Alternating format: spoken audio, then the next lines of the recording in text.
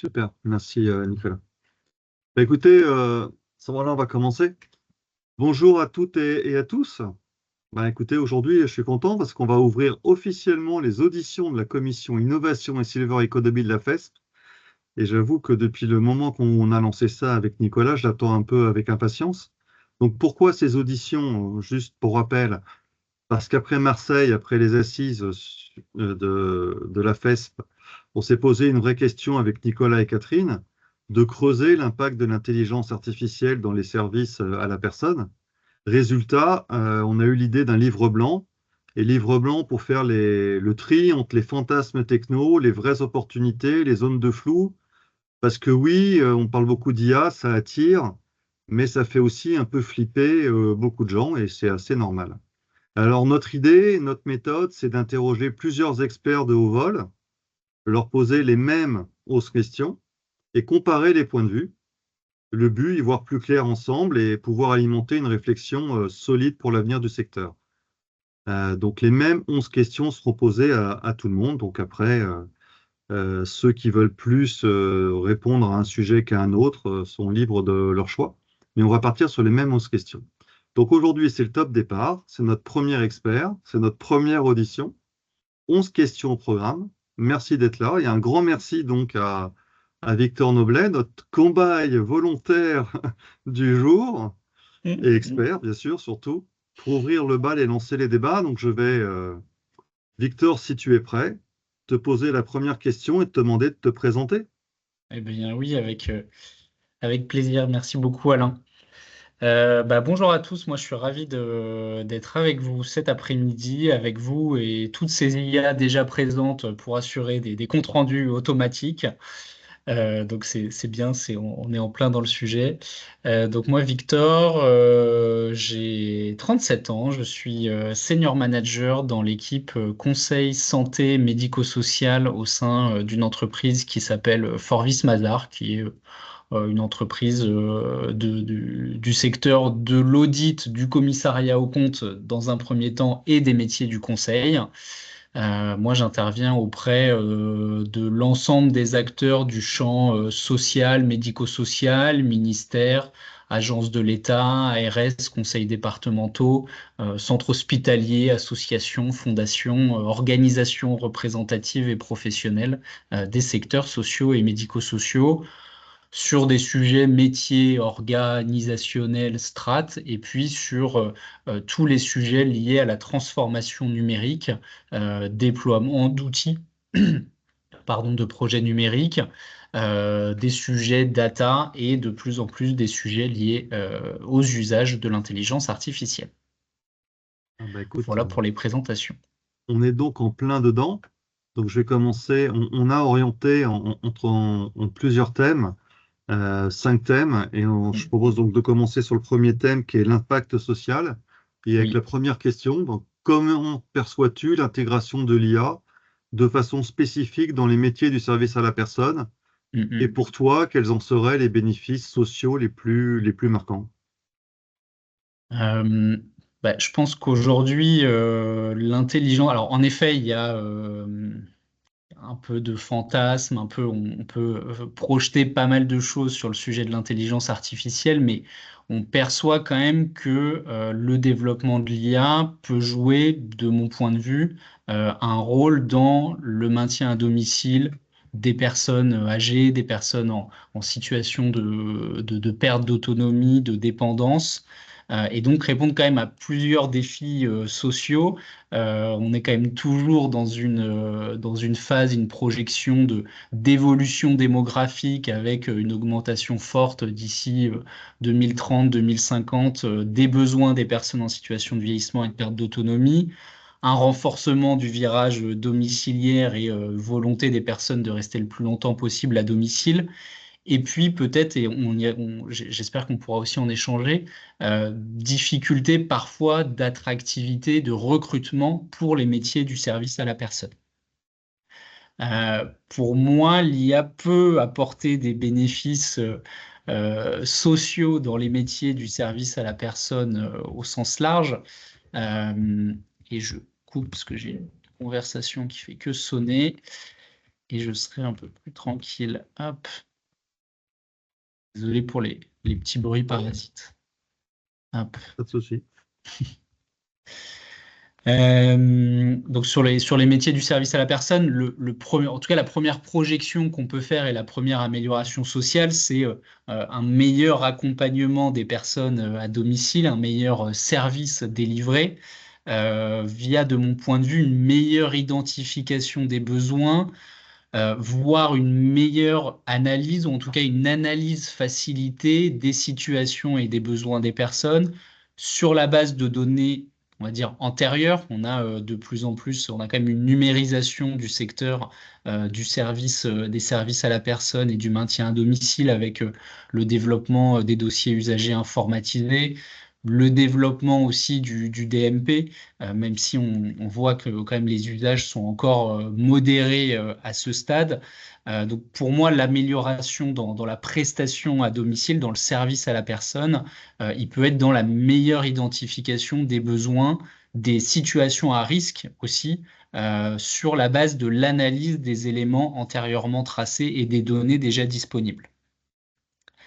Je pense qu'on projette quand même aussi beaucoup l'usage de l'IA sur une amélioration de la relation entre l'intervenant à domicile et le bénéficiaire, via le fait de décharger l'intervenant à domicile de tâches parfois chronophages, répétitives, et donc peut-être de repositionner l'intervenant à domicile sur peut-être la qualité, le maintien du lien social, et en permettant aussi à cet intervenant à domicile d'avoir peut-être une meilleure identification de la situation, des points à aborder, des points à ne pas aborder, et donc des besoins de la personne.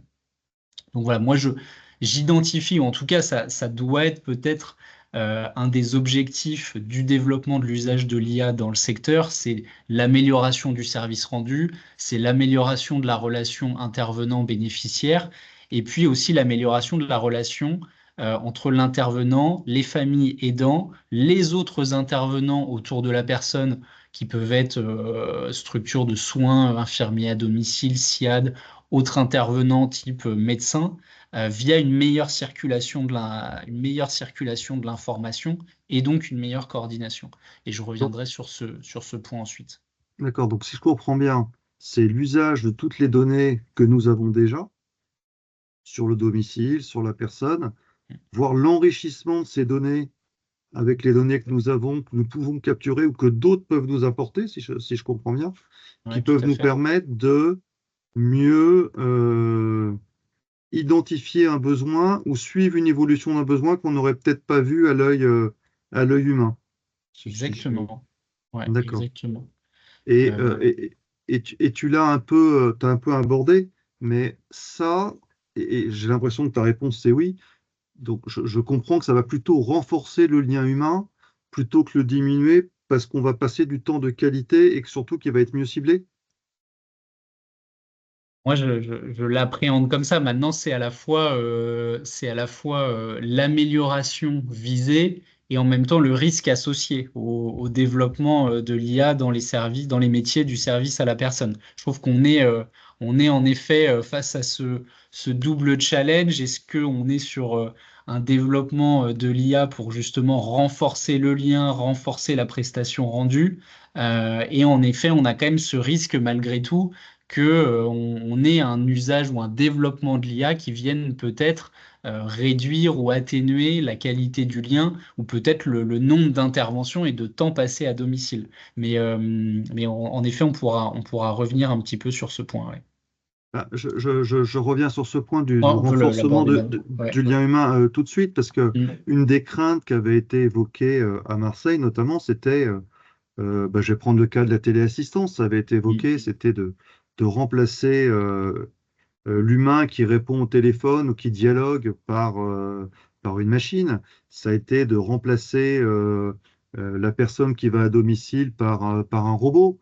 Donc, cette peur, elle est quand même là de justement diminuer le lien humain et non pas de le renforcer. mm, mm. Et comment on peut être sûr qu'on va dans le bon sens sur ce sujet-là? Alors là, je trouve que c'est difficile justement d'y répondre. Enfin, il y a à la fois le projet stratégique qui va être mis, les orientations stratégiques qui vont être définies par les différents acteurs, les différentes organisations. Il y a une responsabilité, je trouve, aussi de la puissance publique dans le maintien d'un certain temps humain financé et donc d'une présence des intervenants à domicile.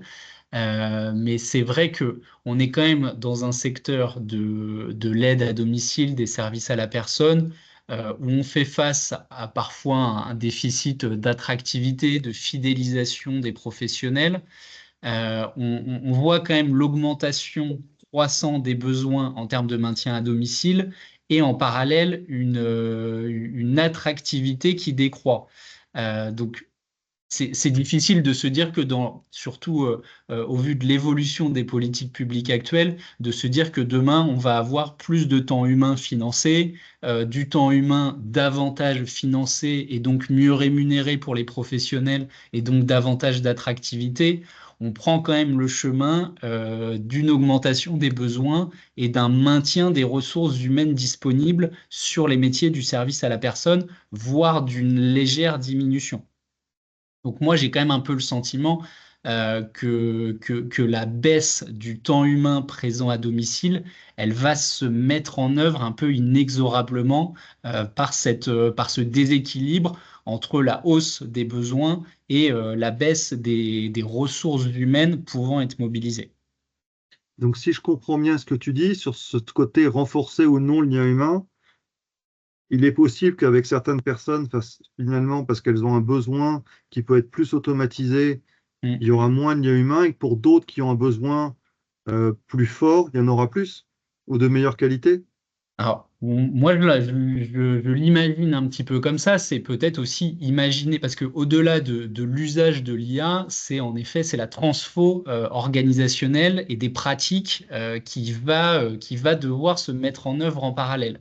Est-ce que les métiers du service à la personne et de l'aide à domicile, on va toujours l'imaginer demain comme étant le passage de 9 à 10 je prends c'est peut-être pas le bon exemple, mais le passage de 9 à 10 le matin pour l'aide à la toilette, et puis de 18 à 19 pour le repas, d'une manière un peu automatique, sur des horaires un petit peu fixes.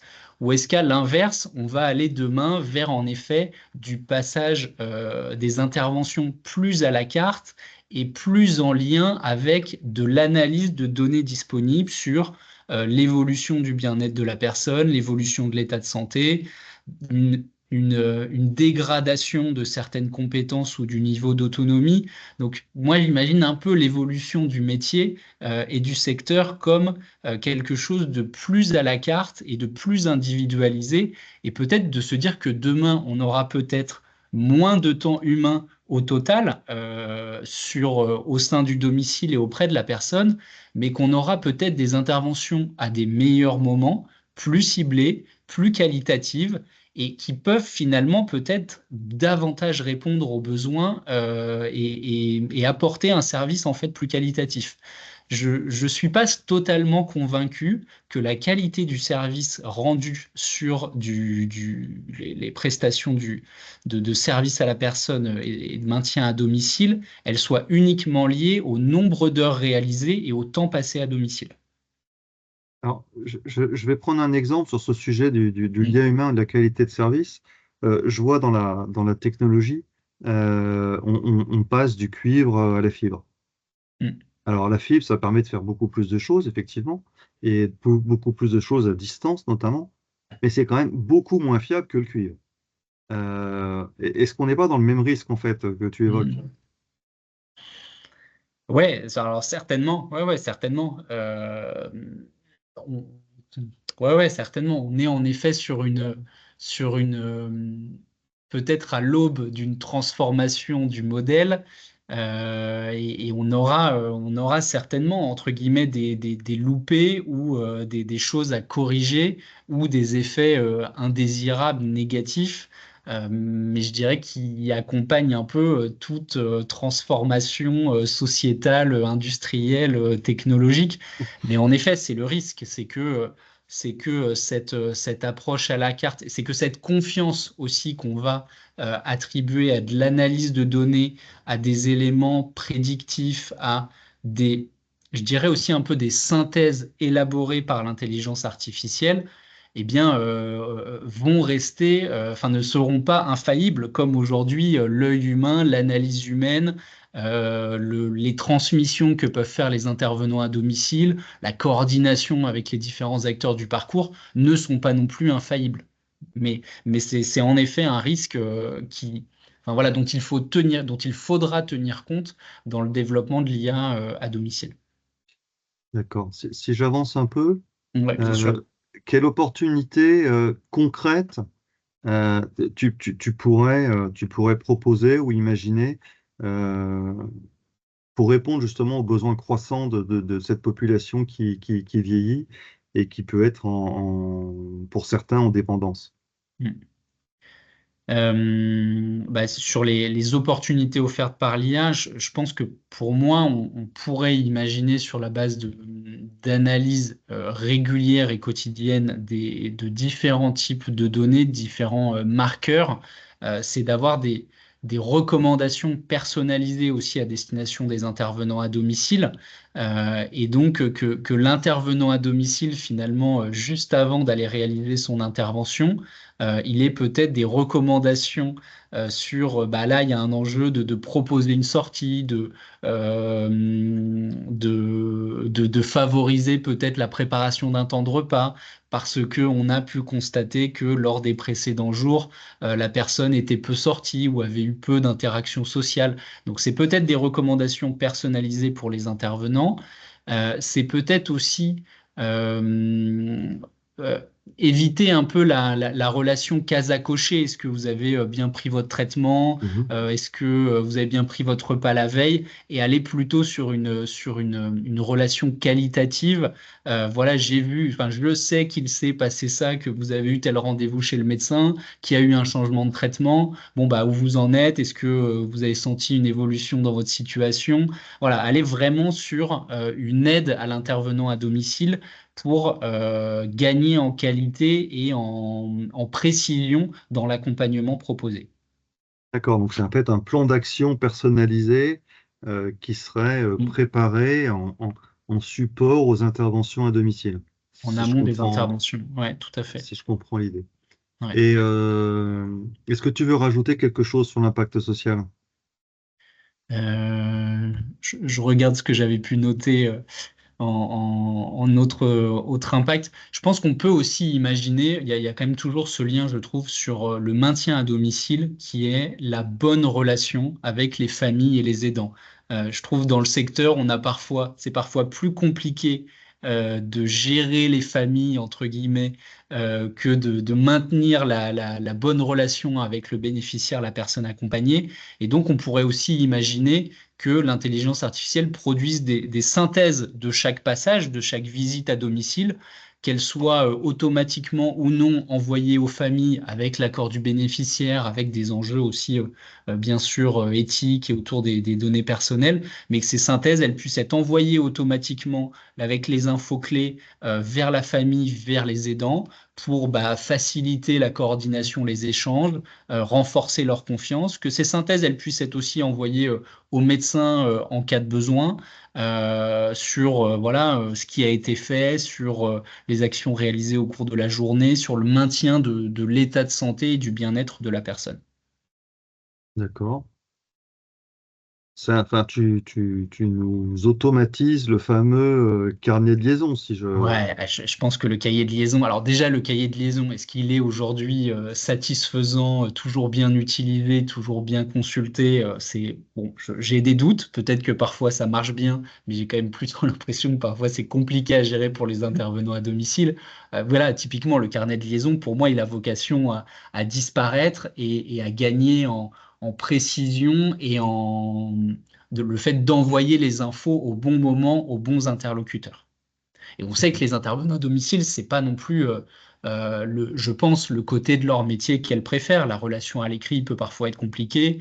La transmission ciblée, elle reste de manière globale compliquée dans le secteur social. Euh, pour moi, ça, c'est des tâches qui demain seront automatisées et qui ne seront plus à réaliser par les intervenants à domicile. Ok, c'est très clair. Je pense que je reviendrai, j'aurai des questions quand on abordera l'aspect éthique sur toutes ces données qu'on Mm, vient mm, d'évoquer, qu'il faut mm, bien enregistrer et mettre quelque part. mm, mm, Euh, je passe sur l'aspect économique mm, et avec ma quatrième question, mm. c'est sur l'IA et en quoi l'IA peut rendre les services à la personne plus accessibles financièrement pour les bénéficiaires, tout en restant rentable pour les professionnels dans un secteur qui est quand même, en tout cas sur le maintien à domicile, un peu tendu, mais Mm. ce qui est le cas un peu sur tous les secteurs, c'est des services à la personne. Ouais, tout à fait. Alors, est-ce que l'IA peut rendre les services à la personne plus accessibles financièrement? Je trouve que c'est difficile de répondre en l'état à la question, puisque on voit quand même que le développement et l'usage de l'intelligence artificielle va quand même nécessiter des investissements en amont d'un point de vue économique. Maintenant, on peut imaginer que le développement de l'IA pourra peut-être contribuer à réduire certaines structures de gestion, euh, pourra par exemple, alors c'est quand même souvent le sujet qui est évoqué en termes de cas d'usage et sur lesquels je pense notamment à plusieurs éditeurs, soit de dossiers usagers, soit d'autres types de solutions se penchent, c'est la gestion des plannings, c'est la répartition des professionnels auprès des différents bénéficiaires. Je pense qu'il y a quand même aussi de l'automatisation de certaines tâches administratives répétitives, je pense comme toutes les tâches liées à la gestion, l'enregistrement d'un nouveau client, la dimension contractuelle, le recrutement, le suivi du temps de travail et des plannings. Et puis demain, est-ce que aussi on peut imaginer que l'IA va encourager peut-être la mutualisation entre acteurs du domicile et des services à la personne, de la mutualisation peut-être sur justement la gestion des plannings, le temps de travail, est-ce que demain on pourrait aussi imaginer de mutualiser un petit peu davantage les intervenants à domicile entre différents employeurs? Alors c'est un point sur lequel on réfléchit, on phosphore un petit peu en ce moment. Mais est-ce que demain aussi le secteur des services à la personne, avec les nouvelles technologies qui sont en train d'arriver, ne fait pas aussi face, et là pour le coup ça peut aussi être vu sous l'angle d'un risque, mais à une forme d'ubérisation du secteur des services à la personne, avec des professionnels qui finalement, des intervenants à domicile, qui demain seront peut-être à leur compte, qui choisiront sur une plateforme via une sorte de bourse des interventions à domicile à réaliser, eh bien, leurs jours, leurs horaires de travail, avec un coût rémunéré à l'heure et payé par le bénéficiaire qui pourrait être aussi différencié selon les horaires et les créneaux les plus demandés, comme on peut le voir aujourd'hui sur le prix des billets de train, sur les courses en taxi, et avec donc une rémunération variable pour les professionnels selon les créneaux horaires réalisés. Voilà, c'est quand même un point sur lequel on réfléchit en ce moment et nous, quand on mène aussi des entretiens avec des acteurs du secteur, on voit quand même avec l'arrivée d'outils plus puissants, plus automatisés, eh bien, poindre finalement ce risque. Alors, Ah, je dérive un petit peu sur la question de l'accessibilité financière et de la rentabilité du secteur, mais voilà, plutôt sous les impacts économiques auxquels pourrait aussi faire face le secteur des services à la personne. c'est intéressant parce que tu parles d'ubérisation. Mm, À la FES, on est quand même très attaché à la formation, à mm. la professionnalisation, à la gestion des carrières, à des prestations de qualité. Et ce que tu nous proposes, ça peut quand même assez s'opposer en fait. Alors, pour le coup, je pense que la question n'est pas tournée comme ça, mais je promeux pas forcément ce modèle, hein. Je l'identifie comme étant une évolution possible, voire une forme de dérive. Et en effet, je vois une réaction de Marie avec une forme d'ubérisation qui existe déjà.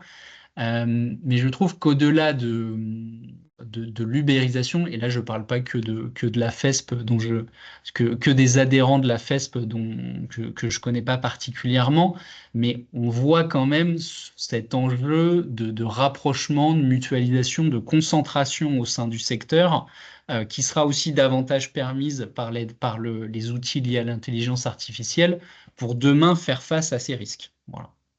D'accord, mais ce que tu nous dis aussi, c'est qu'on va pouvoir mutualiser des intervenants, qu'il y a des coûts initiaux qui peuvent être importants, mais Mm. est-ce que ça veut dire que seuls les structures les plus importantes vont s'en sortir ou chacun peut tirer son épingle du jeu à son niveau? Alors là, on s'écarte un peu du sujet initial et je montre peut-être Ah bah, la... c'est parce que tu m'as parlé qu'on va Ouais, devoir parce que... avoir des bah, appartements, on va avoir des intervenants de ouais. différents secteurs pour pouvoir mutualiser et optimiser. Alors, en fait, je ne saurais pas dire aujourd'hui si les petits vont, entre guillemets, enfin, souffrir aussi de l'apparition de l'intelligence artificielle, mais quand j'évoquais tout à l'heure une forme de coût d'entrée, on peut quand même imaginer que en dessous d'une certaine taille critique, dans à très court terme, tout le monde n'aura pas forcément les moyens financiers pour développer des solutions en lien avec l'intelligence artificielle. Donc, est-ce que demain, une sorte de taille critique empêcherait les plus petits et donc les décrocherait entre guillemets d'une forme de concurrence qui peut régner au sein du secteur? Oui, pour moi, c'est quand même un risque. D'accord, mais c'est aussi pour ça qu'on fait ces Mm. auditions, c'est aussi pour Ouais. ça que la FSP est là, pour donner des idées et peut-être Mm. demain orienter sur des prestataires qui peuvent mettre à disposition des solutions existantes, comme on avait fait sur l'optimisation des plannings. D'ailleurs, c'est un sujet qui avait été Mm. évoqué. Tu as déjà parlé de la question suivante sur l'automatisation des tâches Les répétitives tâches, et ouais. administratives. Euh, je ne sais pas si tu veux répondre à la question sur l'impact sur les emplois du secteur, tu- si intuitivement tu le valorises ou si tu as une idée plus précise ou globalement tu sens que ça va permettre effectivement, comme tu l'as dit, d'automatiser un certain nombre de tâches. Oui, en effet, alors il y a pas mal de choses. J'avais noté automatisation des plannings des tournées, gestion du temps de travail, le suivi des heures et l'élaboration de la paie. Euh, je pense qu'il y a encore de l'automatisation possible sur ce sujet-là avec un secteur où il y a quand même un morcellement et un suivi assez important des éléments variables de paie. J'avais noté le processus contractuel, la production de comptes rendus et une forme de dématérialisation du cahier de liaison, un cahier de liaison intelligent, l'élaboration des projets personnalisés, le reporting de l'activité réalisée aux financeurs. J'avais un peu moins d'éléments sur l'impact sur les emplois, puisque les fonctions administratives dans le secteur des services à la personne sont quand même déjà en général assez faibles. Donc je pense pas qu'il y aurait demain un gros bouleversement, en tout cas à court terme, sur une baisse des emplois sur des tâches plutôt d'encadrement, des tâches plutôt administratives, mais plutôt une aide et un gain sur un plan en matière d'efficacité de réalisation des tâches pour les professionnels déjà présents. D'accord. Il y a un sujet que tu n'as pas abordé, c'est sur cet aspect impact économique et qui est lié pour moi, c'est en quoi ça peut permettre d'améliorer la qualité de la prestation et s'assurer qu'il n'y a pas de dérive de qualité peut-être.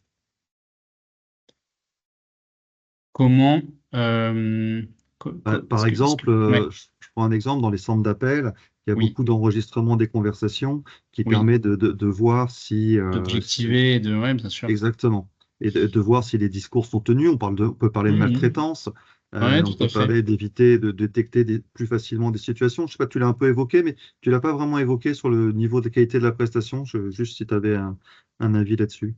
Mais oui, tout à fait. C'est vrai que le sujet maltraitance, bientraitance, événements indésirables et quand même figure parmi les exigences des différents opérateurs, on peut en effet aussi imaginer que ça contribuera finalement à sécuriser la relation. Alors, toujours avec des enjeux éthiques et de quelles données on enregistre, on conserve, etc. Qu'est-ce qui reste de l'ordre aussi du privé quand la personne exprime certaines choses.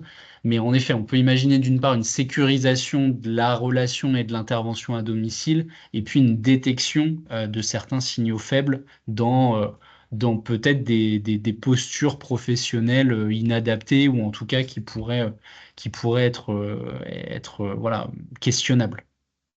Ok. Il me semble qu'on a un peu fait le tour sur l'impact économique. Donc, je vais passer aux enjeux éthiques sur ce site à. Ok.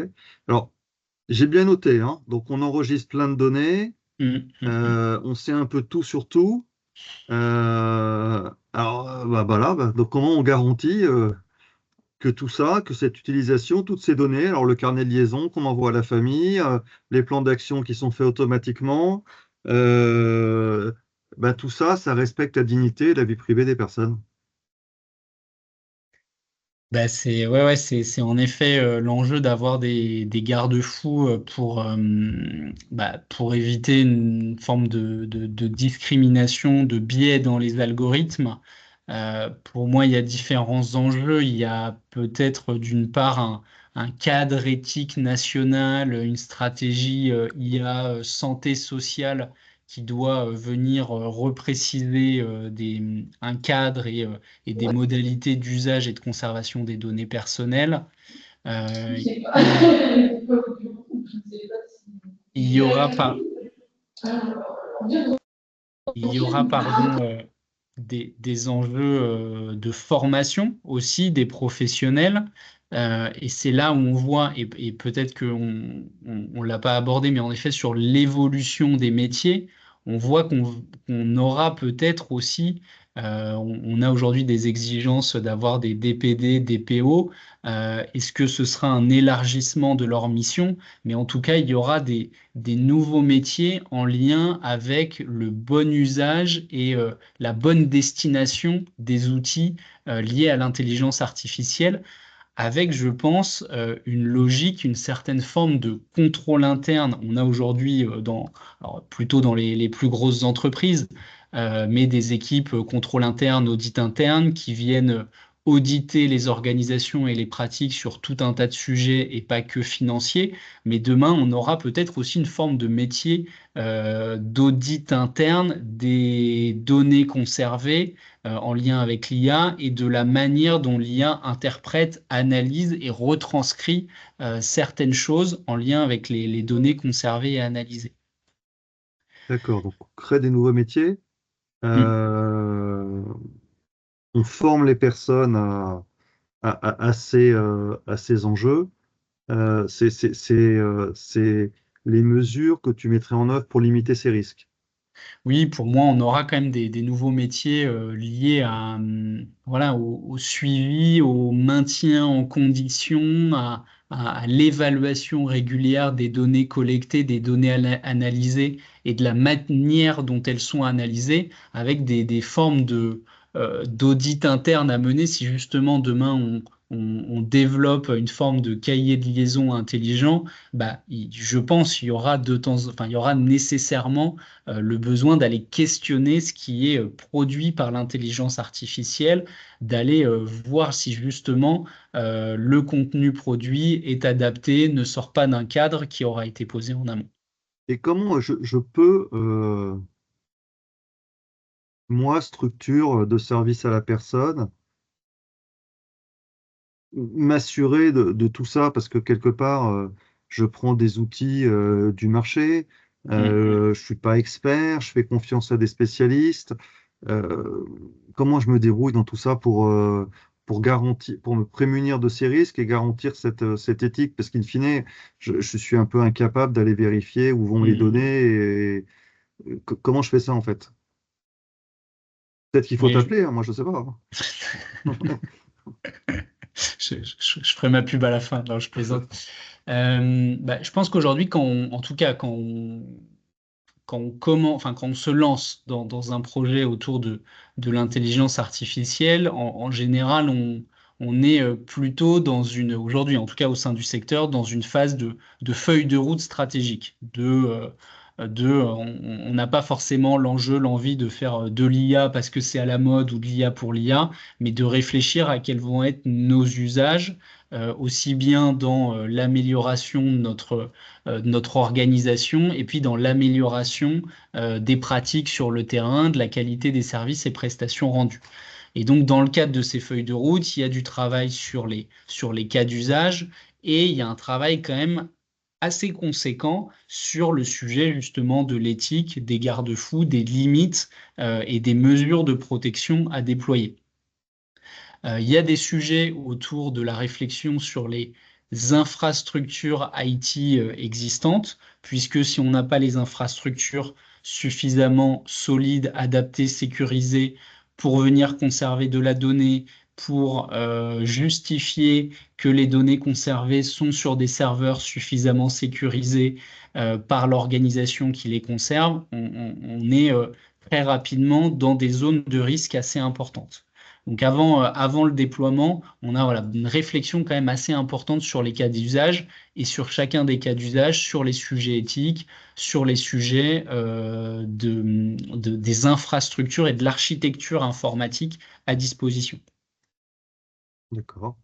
On parle aussi de risques de discrimination ou de biais dans les algorithmes. Mm. Euh, comment je peux être sûr d'éviter ce risque-là? Alors aujourd'hui, moi j'ai le sentiment qu'on n'est jamais sûr. Mais pour moi, il y a justement cet enjeu d'une évaluation régulière des algorithmes, de pouvoir venir les questionner à échéance régulière. Donc il y a l'évaluation de ce qui est produit sur la base des algorithmes qui ont été créés, et puis il y a ensuite une forme de maintenance en fait des algorithmes à venir, à prévoir et à réaliser de manière régulière. On est finalement si on démystifie un petit peu aussi la notion, on est sur la maintenance d'une machine comme on vient s'assurer que sur son poste informatique, on a bien fait ses mises à jour et que tout continue de fonctionner correctement. Donc on est sur une vérification un peu technologique de comment l'algorithme réagit, produit de la matière et produit des données. Donc pour moi, il y a vraiment un enjeu quand même d'évaluation régulière des algorithmes et puis une évaluation de tous les impacts des projets qui vont venir mobiliser de l'intelligence artificielle. Donc moi, je me lance par rapport à ces enjeux éthiques, notamment Mm. d'infrastructure. Euh, Ton conseil, c'est de démarrer tout seul ou de se faire accompagner? Alors, pour le coup, je réponds pas peut-être de manière 100% objective, mais moi, en tout cas, si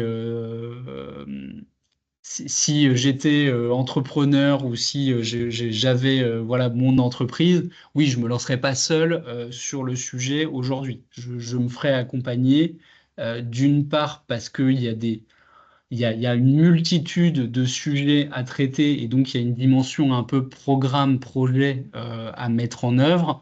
Et puis bah, parce qu'ensuite, il y a quand même des compétences d'un point de vue science de la donnée, conception des algorithmes, évaluation, évolution, maintenance des algorithmes qui est quand même à prévoir et le sujet de l'infrastructure IT. Donc oui, pour moi, il y a quand même des compétences techniques fortes à venir mobiliser qui sont pas qu'on n'a pas intuitivement nous tous dans le cadre de nos différents métiers. Donc oui, mon conseil il serait plutôt de quand même de se faire accompagner sur le sujet. Ok. Je vais passer à ma question suivante. Donc Mm. voilà, donc j'ai mis de l'intelligence artificielle dans tous les sens. Je me suis Mm. formé, j'ai formé toutes mes équipes, je respecte toutes les règles d'éthique. Euh, Nous sommes dans 10 ans. Ça devient quoi aujourd'hui, les services à la personne et comment je me prépare à ces changements qui me paraissent assez importants de ce que tu dis? Oui, si on essaye d'imaginer les métiers du service à la personne dans 10 ans, euh, moi je pense quand même donc ce principe de la modulation des interventions, de se dire je vais peut-être avoir le double ou le triple d'interventions pour une personne cette semaine-là versus un peu moins d'interventions la semaine passée ou la semaine d'après, parce qu'il y a un besoin, parce qu'il y a un sujet, et donc en fait je gagne en agilité et en précision dans mes interventions. Et donc, je contribue vraiment au maintien à domicile en sortant d'une logique, j'ai 2 heures par semaine, j'ai tel créneau au sein de la semaine. Je crois beaucoup quand même à cette notion de, on parle beaucoup du parcours de soins, du parcours de santé, de la coordination ville-hôpital. Ça, c'est des vœux pieux, mais aujourd'hui, dans la mise en œuvre concrète, on voit qu'il y a quand même toujours des failles, que c'est toujours compliqué de gérer une hospitalisation, une sortie d'hospitalisation, avoir la bonne date, l'heure de sortie, le médecin qui est prévenu, l'infirmier qui va intervenir au bon moment. Donc, je crois beaucoup quand même au développement d'outils. Alors, aussi avec l'amélioration des systèmes d'information, hein, mais d'outils qui vont permettre de faciliter la préparation de la sortie, de communiquer, peut-être aussi que demain, le système d'information de l'hôpital, il sera davantage en capacité de dire, ah bah Madame X, en fait, moi je sais qu'elle sort enfin je prédis qu'elle va sortir dans 3 jours et demi. Donc je peux déjà envoyer l'information à mon acteur du maintien à domicile, à mon service de soins, à la famille, au médecin traitant, et donc tous les acteurs se mettent en condition pour être là le jour de la sortie. L'intelligence artificielle bah, aménage et adapte aussi les plannings, en tient compte. Et donc, on a déjà la projection sur les plannings à plusieurs jours dans le futur. Donc voilà, je crois quand même beaucoup aussi à cette meilleure coordination des acteurs, ville, hôpital, euh, et acteurs du maintien à domicile. Mm. D'accord, donc je prépare tout. J'envoie le jardinier pour tondre le jardin. Mm. Je prépare les repas, les services de repas à domicile. Et d'accord. Pour moi, c'est là où Euh, la technologie, voilà, doit avoir du sens et apporter du sens au métier sur l'analyse des situations et avoir vraiment un apport de valeur dans la coordination des parcours. Voilà. d'accord. Et il y a un point qu'on a un peu moins évoqué. Je pense que vous avez déjà eu des réflexions là-dessus. Mais je pense que quand on parle aussi évolution du secteur et du métier, on peut aussi quand même évoquer le sujet du domicile connecté, domicile intelligent. Alors, il y a déjà beaucoup d'acteurs sur le sujet et vous en faites partie.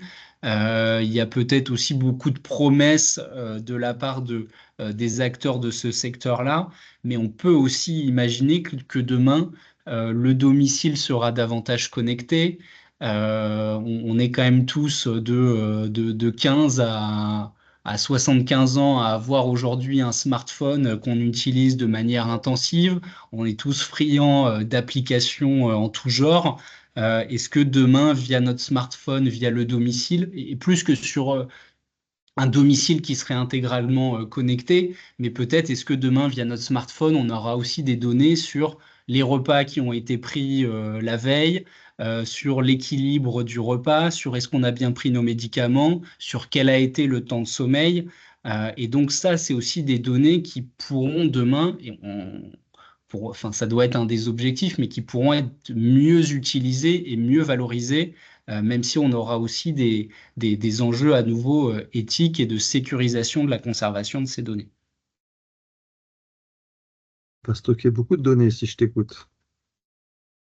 On en stocke déjà énormément. Oui, c'est pas faux. Euh, Et toi, alors, au jour le jour, tu utilises quoi comme application? Alors, pas de manière assez, je pense, basique. Alors, j'utilise beaucoup Copilot parce que c'est la solution qui est mise à disposition au sein de notre entreprise, puisqu'elle fait partie de la Microsoft, oui. suite Microsoft.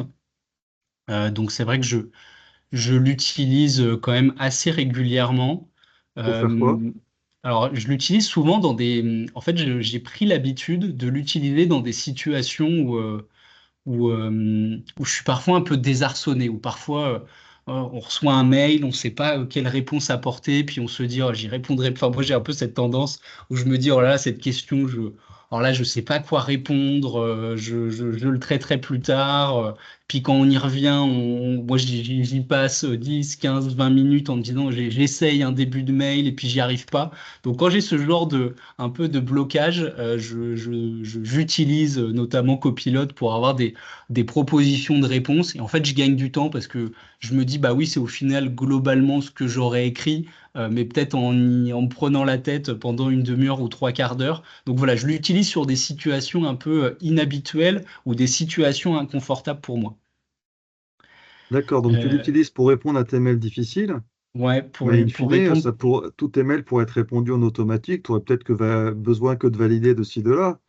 Alors c'est en effet ma réflexion et mon projet en cours. Je suis en train d'essayer différents formats pour avoir de la réponse un peu plus automatique, voire parfois de la synthèse de mails reçus. Donc je suis voilà en train d'essayer différents formats sur le sujet. J'essaye du coup, pareil, via les IA génératives, de me sortir de toutes les tâches de reporting, j'ai de la donnée sur un PDF que je dois mettre dans un Excel, que je dois envoyer à tel ou tel interlocuteur. Donc j'essaye d'automatiser en fait toutes ces tâches répétitives et sans valeur ajoutée. Mais en même temps, et après, mais là c'est plus pour parler de moi. Et en même temps, parfois, je me questionne parce que je me dis que que ces tâches sans valeur ajoutée, qui parfois me mobilisent moins intellectuellement, en fait, je me rends compte que parfois, elles me font du bien dans une journée de travail qui peut être dense et complexe. Et en fait, je me dis, c'est un peu comme parfois ranger son appart, ça fait du bien parce que je sais pas, on a fait un truc où on s'est un peu vidé la tête. Et parfois, j'ai certaines tâches répétitives où au final, je me rends compte que ça me manque de plus avoir ces tâches un peu moins mobilisatrices d'un point de vue intellectuel. Donc, voilà, j'ai Oui, plein de parce réflexions éthiques internes sur le sujet. que tu te retrouves quelque part à courir tout le temps sur des tâches plus prenantes intellectuellement et finalement, c'est plus fatigant. Ouais, et au final, parfois, c'est plus fatigant. Voilà, c'est un peu la réflexion que je me fais sur le sujet. Une autre application que tu voudrais partager? Et après, alors j'utilise quand même beaucoup, à nouveau, ce qui est proposé par Microsoft et Teams sur de la génération automatique de compte rendu de réunion. Donc ça, je suis assez friand de ce qui est proposé sur Teams en la matière. Et après, est-ce que j'ai d'autres usages? Non, globalement, c'est à peu près tout. Je l'utilise quand même aussi, là plutôt sous l'angle IA générative, pour me produire des trames de fichiers Excel avec parfois des macros, des formules à préparamétrer. Donc je gagne quand même pas mal de temps sur de la génération aussi de fichiers Excel déjà un petit peu structurés et automatisés et un peu implémentés. Donc j'ai pas mal recours aussi à Copilot sur ce versant-là. Ok, bah, c'est super intéressant. Peut-être qu'il y a des questions que les personnes vous pouvez poser dans le chat ou directement à Victor, si quelqu'un a une question ou un sujet que nous n'avons pas abordé. J'ai pas regardé la conversation, je sais pas si on avait. Alors oui, on avait une réflexion sur l'ubérisation existe déjà avec plusieurs plateformes déjà existantes et historiquement cela équivaut aux salariés en CESU. Ouais.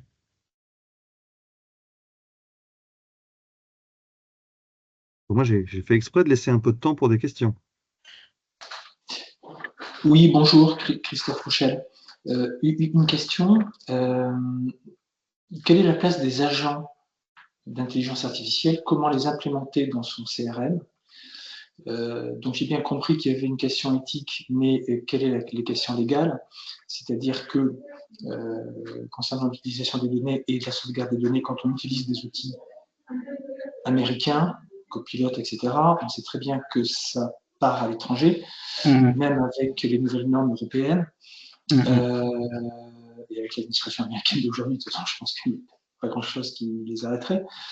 Donc, en quelque sorte, voilà, votre discours est un petit peu à double tranchant, c'est-à-dire que d'un côté, on nous dit, bon, il faut vraiment vous vérifier que quand même vous respectez les RGPD, etc., que vous soyez éthique, mais en même temps, tout le monde utilise les outils américains, quoi.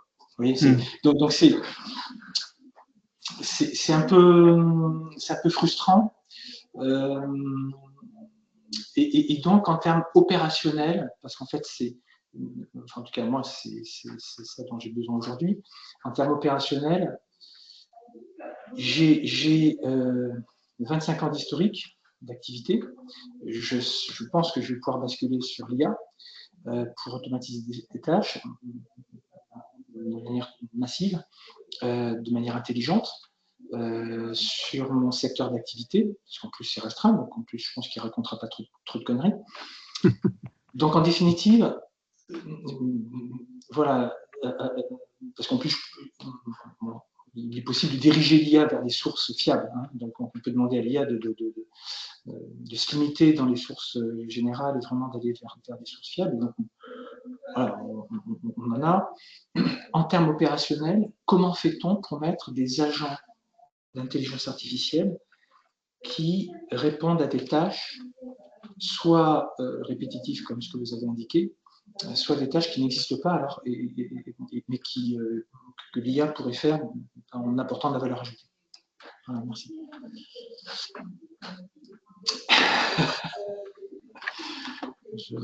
Oui, merci en tout cas pour votre question qui est très intéressante. Et oui, on a des enjeux de souveraineté en matière de conservation et de stockage des données. Alors là, des enjeux au niveau européen et des enjeux français également. Je vous rejoins. J'ai sollicité Mistral il y a quelques jours, enfin il y a 10-15 jours, pour dire que j'étais intéressé. Voilà. J'avais éventuellement un projet. Lorsque vous indiquez dans leur formulaire que vous êtes une petite entreprise, etc., vous comprenez très bien que vous percevez bien que vous n'allez pas les intéresser, et de fait, j'ai pas trop de retour. Donc s'il ne me reste que les Américains, et si les Américains font le job, on ira voir les Américains. Vous voyez. Alors pour l'instant, j'y travaille. Hein. J'ai fait pas mal de formations, comme celle que vous faites là, ma formation. Je sais très bien où je veux aller, il n'y a pas de doute. Hein. Je vois bien, aucun problème. J'en ai discuté avec mes équipes. Encore là cet après-midi, c'est pour ça que j'étais en retard. Voilà, maintenant je vais m'attaquer à la partie opérationnelle. Quels sont les outils qui me sont proposés et qui me permettent de dire, en matière éthique, je limite le risque, mais en sachant que le risque aujourd'hui, quand on voit tous les grandes institutions qui sont hackées, bon, moi quand on vient de me dire petite entreprise, bon, il faudrait quand même que vous soyez attentif. Hein. Bon, oui, d'accord, mais je ne vais pas être plus royaliste que le roi. Et puis, si ce n'est pas légal, je ne vois pas pourquoi moi je devrais me mettre des contraintes là où d'autres ne se les mettent pas. Vous voyez, donc c'est quand même. Donc, au niveau opérationnel, comment fait-on? Ouais, voilà. Comment fait-on? Mais c'est sûr que sur le développement des agents, en fait, il y a cette difficulté qui est soit on utilise les solutions qui sont existantes sur le marché comme ChatGPT ou d'autres IA génératives, où là, en effet, après, on sait ce qu'on y met comme données, mais du coup, on y déverse potentiellement des données confidentielles. Je pense que là, l'enjeu, mais je pense que tout le monde l'a en tête, est quand même d'éviter d'y déposer des données personnelles parce qu'on n'a pas un cadre juridique, c'est suffisamment sécurisé. Et puis, on peut développer ses propres agents avec des API, avec du codage, et donc voilà, développer ses propres agents virtuels sans passer par les offres qu'on connaît tous et les IA génératives comme ChatGPT.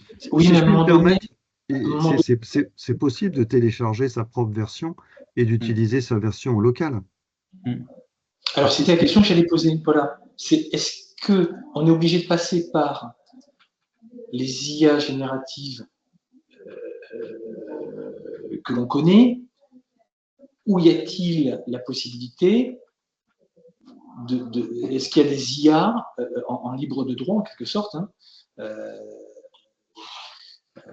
qui nous permettraient de travailler pour nos propres entreprises, quoi. Et avec un prestataire informatique qui mettrait ça en musique, hein, évidemment. Hein. Ouais, bien sûr. Mais oui, globalement, on a en effet quel mot utiliser?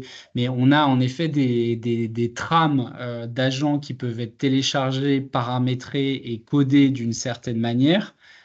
Donc on peut faire des premières versions et puis on a besoin d'un peu de langage de programmation, donc de s'y connaître un petit peu en programmation pour se faire des choses sur mesure. Et là, pour le coup, on peut recourir à des prestataires qui ont aussi cette expertise et cette connaissance. Donc, il y a voilà, la possibilité de faire des prototypes, de commencer à coder des fonctionnalités simples, de les analyser ensuite et puis de les faire évoluer petit à petit. Donc, oui, il y a cette possibilité de déjà partir de premières bases existantes, mais il y a quand même un petit enjeu après de pousser un petit peu le codage parfois pour aller un petit peu plus loin, quoi. Et Christophe, je connais des exemples de personnes qui ont fait ça, effectivement, qui ont téléchargé des agents et qui l'utilisent en autonome pour pas envoyer de données, effectivement, sur le cloud, qui peut être un enjeu dans certains secteurs, effectivement. Donc, c'est une possibilité. Après, j'en connais pas bien les contraintes en termes d'évolution. Il faudrait avoir un expert sur le sujet, mais je sais que c'est possible. Okay. Une autre question, peut-être?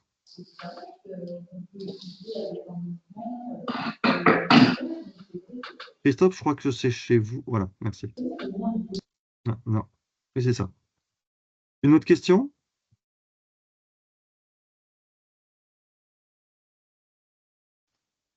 S'il n'y a pas d'autres questions, on est pile à 17h. Moi, c'était mon engagement. Donc, on est pas mal. Bah, Victor, merci beaucoup pour ces échanges. J'ai encore appris des choses. Je crois que j'apprendrai des choses tout le temps sur ce sujet-là. J'espère que vous aussi. Et je ne sais pas si on va prévoir l'avenir, mais on va essayer de le rendre possible, comme dirait Saint-Exupéry. Voilà, merci beaucoup. C'était un plaisir de participer à cet échange et puis d'apporter modestement ma contribution à vos réflexions. Donc, avec grand plaisir, c'était très chouette pour moi aussi. Nicolas, la prochaine audition, c'est quand? Voilà, la prochaine, c'est jeudi prochain, 17h à partir de 17h. Et là, on a deux experts du secteur de la propreté. L'idée, c'est de faire un peu de benchmark pour savoir un petit peu comment eux, ils se sont emparés de l'IA dans leur secteur et est-ce qu'il y a des possibilités, en fait, de s'appuyer sur ce qu'ils ont fait pour le secteur des services à la personne, en fait, tout simplement. Donc, voilà pour une deuxième audition. Donc, n'hésitez pas à me réclamer le lien si vous ne l'avez pas encore, mais normalement, ça se fait au fur et à mesure. Eh bien, merci beaucoup. Très bon week-end. Merci à tous. Très bonne fin de Au revoir à journée. tous. Merci. Merci Alain. Au revoir. Merci à tous. Au revoir.